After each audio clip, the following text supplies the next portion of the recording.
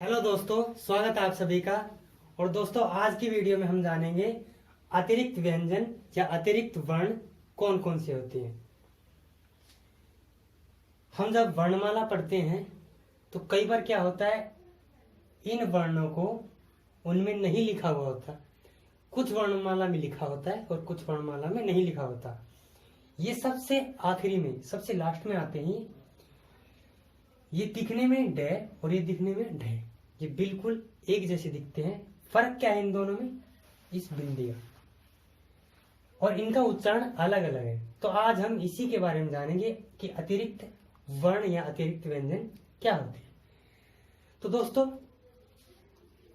सबसे पहले आपने ये ध्यान रखना है कि अगर नीचे ये जो, अगर आप बिंदी देख रहे हो, इसे मुक्ता बोलते हैं।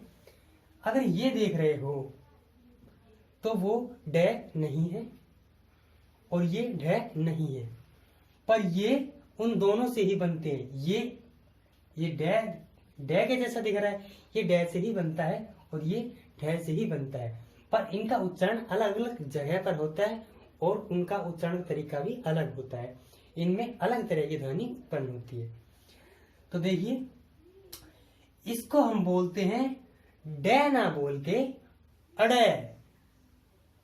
जैसे कि मान लीजिए हम डे के आगे ए लिख दे, और सभी में आपको पता है उसमें ए मिला हुआ होता है। हर वर्ण में स्वर मिला हुआ होता है उसमें। जैसे मान लीजिए कै है, कै ए, उसमें ए की ध्वनि लंबी लास्ट में आती है, तो उसमें ए मिला हुआ होता है। तो आप मान लीजिए आपने इसे बोलना शुरू किया ए से, और ए ड़, तो ए से शुरू किया, ए पर ही खत्म। तो यानी कि अगर हम ड को उसके आगे ए लगा दे, तब उसका उच्चारण करें तो क्या बनेगा? ड़। और ये ठीक ऐसे ही उसके आगे मान लीजिए हमने ए लगा दिया, तो इसकी साउंड कुछ अढ़ की आएगी। अगर ये बिंदी नहीं होती तो ये बनता ढ, ढ ढक्कन। अब हमने बिंदी लगा दी तो क्या बन गया? अढ़। इसका उच्चारण देखते देखिए। अब ये अड़ है, हमने इसका पहला एग्जांपल देखा, ल अड़ क आ की मात्रा, ये बन गया लड़का। तो इसमें ये अड़ है। ये है पेड़, अड़ पेड़, उड़ान, कूड़ा, लड़ाई।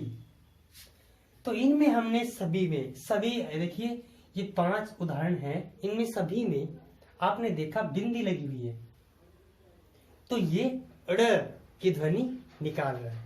तो आपने ध्यान रखना है, ये अड़ बनेगा, ना कि ड। दूसरा है अढ़। उदाहरण देखिए, बूढ़ा, पढ़ना, कढ़ाई, चढ़ाई और गाढ़ा। अब इनमें सभी में बिंदी है। अगर ये नहीं होता तो सिर्फ ढ, और बिंदी लग गया तो अढ़। और देखिए, इनमें इनका उच्चारण का तरीका होता है, वो हम अगली वीडियो में जानेंगे। हम जानेंगे कि ड और अड़, ढ और अढ़ में फर्क क्या होता है।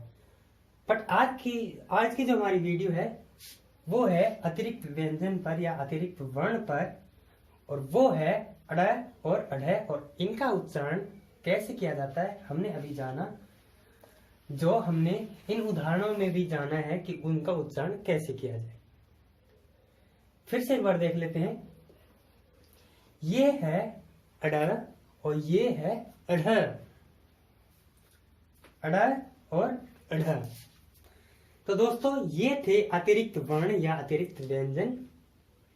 उम्मीद करता हूं मैं आपको ये समझ में आया होगा। और अगर आपको ये वीडियो अच्छी लगे तो प्लीज इसे जरूर लाइक करें और शेयर करें, और हमारे चैनल को सब्सक्राइब करना ना भूलें और बेल आइकन जरूर प्रेस कर ले। मिलते हैं अगली वीडियो में, तब तक के लिए नमस्कार।